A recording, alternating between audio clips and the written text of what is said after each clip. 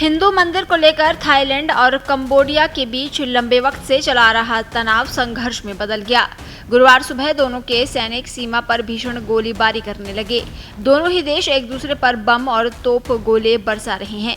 इस संघर्ष में अब तक कम से कम 14 लोगों की मौत हो गई है, जिनमें बच्चे भी शामिल हैं। इसके बीच सीमा पर गुरुवार को बड़े पैमाने पर हिंसक झड़पें हुई। कंबोडिया ने थाईलैंड पर रॉकेट दागे तो जवाब में थाईलैंड ने कंबोडिया पर एयर स्ट्राइक कर दी। इससे एक दिन पहले यानी बुधवार को एक लैंडमाइन धमाके में थाईलैंड के 5 सैनिक घायल हो गए थे।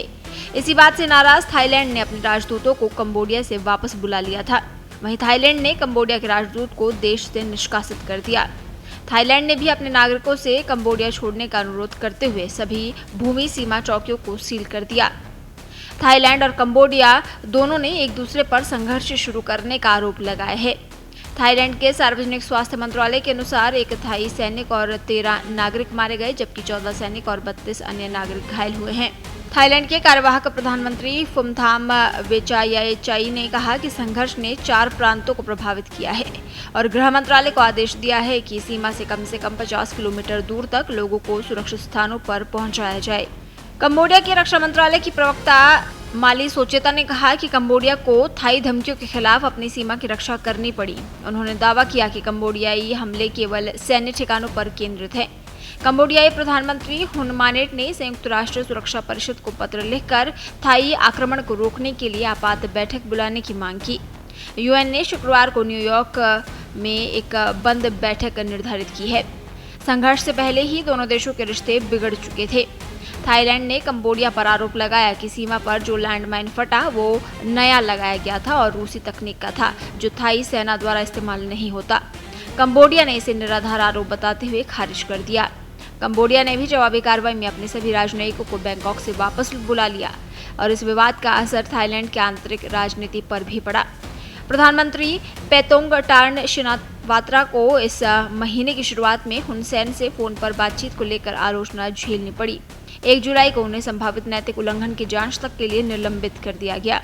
आपको बता दें, थाईलैंड और कंबोडिया के बीच हिंदू मंदिर को लेकर विवाद मुख्य रूप से प्रेह विहेर मंदिर को लेकर है। ये एक प्राचीन शिव मंदिर है जो कि 11वीं शताब्दी में बनाया गया था और खमेर वास्तुकला का उत्कृष्ट उदाहरण माना जाता है। यह मंदिर सीमा पर एक पहाड़ी पर स्थित है और यहीं से विवाद की जड़ शुरू होती है। मंदिर भौगोलिक रूप से थाईलैंड और कंबोडिया की सीमा पर स्थित है। मंदिर का मुख्य प्रवेश द्वार थाईलैंड की ओर है, लेकिन वो कंबोडिया की भौगोलिक सीमा में आता है। कंबोडिया यही दावा करता है। फ्रांसीसी उपनिवेश काल में 1907 में कंबोडिया के लिए जो नक्शा तैयार किया गया था उसमें मंदिर को कंबोडिया का हिस्सा बताया गया था। हालांकि थाईलैंड इस नक्शे को मान्यता नहीं देता और कहता है कि ये गलत था। इसके बाद हैग स्थित इंटरनेशनल कोर्ट ऑफ जस्टिस यानी ICJ ने 1962 में फैसला दिया कि ये मंदिर कंबोडिया का है।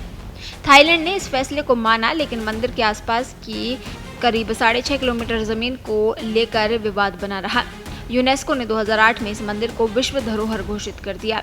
थाईलैंड ने इसका विरोध किया। उसका कहना था कि ये कंबोडिया के दावे को मजबूत करता है और आसपास की विवादित जमीन पर प्रभाव डालता है। इसके बाद 2008 से 2011 के बीच मंदिर क्षेत्र को लेकर कई बार थाईलैंड और कंबोडिया की सेनाओं के बीच गोलीबारी और झड़पें हुई।